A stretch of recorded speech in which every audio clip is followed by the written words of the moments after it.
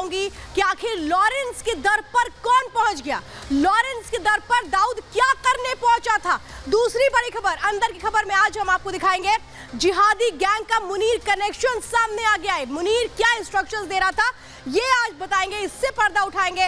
तीसरी खबर, अंदर की खबर में बात होगी धर्मांतरण की एक कलीम साजिश सामने आई है, इसमें वो क्या कहता था, किस तरह से धर्म परिवर्तन करवाता था, ये भी बताएंगे। तो चौथी खबर होगी आज बिपरजॉय का प्लान। समंदर जब सामने आया तो हाहाकार है, लेकिन इसके लिए तैयारियां कैसे है वो भी मैं आपको बताऊंगी। लेकिन सबसे पहले शुरुआत उस मुलाकात से, उस बातचीत से जो बताती है कि कितना खतरनाक प्लान तैयार किया गया। इससे जुड़ी रिपोर्ट देखिए। तो देखिए, एक के बाद एक जो गाड़ियों का काफिला आगे बढ़ रहा है। आपको लग रहा होगा एक साथ इतने लोग कहां जा रहे हैं, आखिर ये किस मकसद के तहत आगे बढ़ रहे हैं। तो ये जो गाड़ियां हैं इनके अंदर कौन लोग बैठे हैं, वो क्या प्लानिंग कर रहे हैं, वो अब मैं अंदर की खबर में आपको बताने जा रही हूं। अंदर की खबर में मैं आपको बताती हूं कि वो दो लोगों के बीच मुलाकात आखिर किस तरह से देश के लिए घातक हो सकती थी।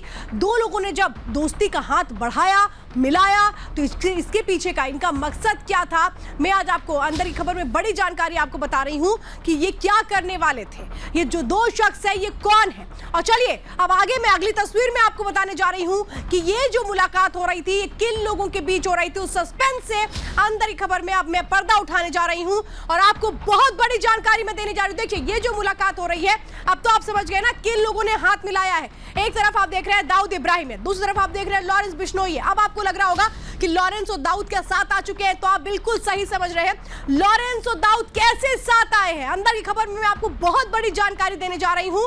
आखिर इनका मकसद क्या था, आखिर क्या इन्होंने कहीं मुलाकात की थी और ये किस प्लान को पूरा कर रहे थे, चलिए बताते हैं।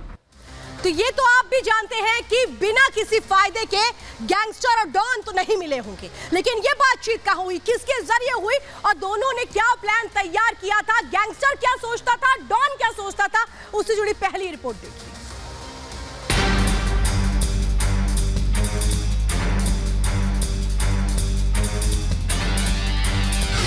ये गैंगस्टर नहीं अब आतंकी है, ऐसा वैसा नहीं, खूंखार आतंकी जिसके तार खालिस्तान समर्थक के साथ जुड़े हैं, जिसके तार अंडरवर्ल्ड डॉन से जुड़े हैं, जिसके तार हथियार और ड्रग्स तस्करों के साथ जुड़े हैं। लॉरेंस के इसी काले कारनामे ने उसे आतंकी बना दिया और अब एनआईए के एक्शन से लॉरेंस के माथे पर बल पड़ गया है। एनआईए ने गैंगस्टर लॉरेंस बिश्नोई और काला जटेड़ी को आतंकियों की सूची में डाल दिया है। दरअसल एनआईए ने गैंगस्टर लॉरेंस बिश्नोई के खिलाफ 2 अलग मुकदमे दर्ज किए थे। इसमें से एक मुकदमे को लेकर हाल ही में एनआईए ने चार्जशीट दायर की। उस चार्जशीट में साफ तौर पर एनआईए द्वारा लिखा गया कि गैंगस्टर लॉरेंस बिश्नोई, काला जटेड़ी समेत 14 लोग यूएपीए के तहत मामले में दर्ज किए गए हैं और इनके ऊपर आतंकी साजिश रचने से जुड़े कई अपराध शामिल है, जिसकी जांच की जा रही है।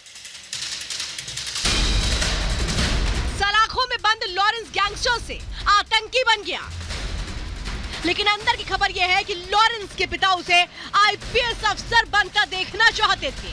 पिता के अरमान टूट गए, मां के सपने बिखर गए, क्योंकि लॉरेंस का सपना था कि वो जराइम की दुनिया में अपने कदम रखे और वहां अपने मुकाम को स्थापित कर ले। लेकिन लॉरेंस को यह नहीं पता था कि उसके काले कारनामों की दुनिया इस कदर आगे बढ़ेगी कि एक दिन उसे आतंकी घोषित कर दिया जाएगा। अंदर की खबर की इन्वेस्टिगेटिव टीम लॉरेंस की काली दुनिया को जानने की कोशिश करने पहुंची तो चौंकाने वाले खुलासे हुए। खुलासे ऐसे कि आप भी हैरान रह जाएंगे। अंदर की खबर यह है कि लॉरेंस का भाई अनमोल बिश्नोई ने डी कंपनी से मुलाकात की।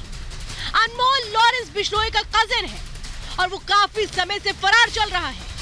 पिछले साल कैलिफोर्निया में उसकी तस्वीर सामने आई, इसके बाद केन्या में उसे देखा गया।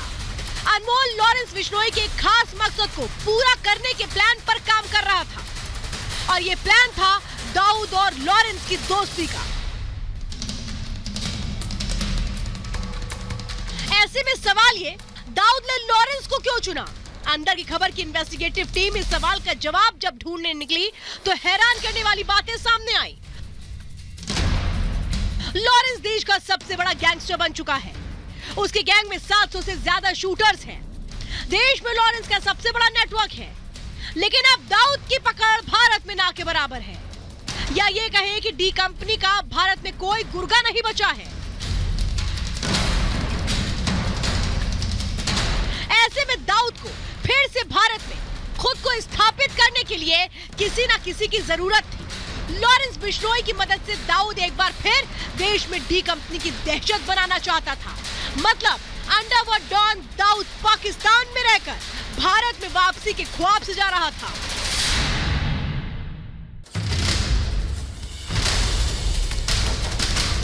तो ये तो आपने जान लिया कि दाऊद इब्राहिम क्यों लॉरेंस बिश्नोई से दोस्ती करना चाहता था। लेकिन चलिए अंदर की खबर अब आपको बताते हैं कि लॉरेंस का मकसद क्या था दाऊद से दोस्ती के पीछे। दाऊद की दोस्ती से लॉरेंस जुर्म की दुनिया का बादशाह बनना चाहता था, अपना नेटवर्क बढ़ाना चाहता है, हथियार और ड्रग्स के कारोबार में तेजी लाना चाहता है। मतलब लॉरेंस लगातार जुर्म में लंबा जंप लेना चाहता है। यही वजह है कि एनआईए ने लॉरेंस पर नकेल कसना शुरू कर दिया है। Bureau report, Republic Bharat.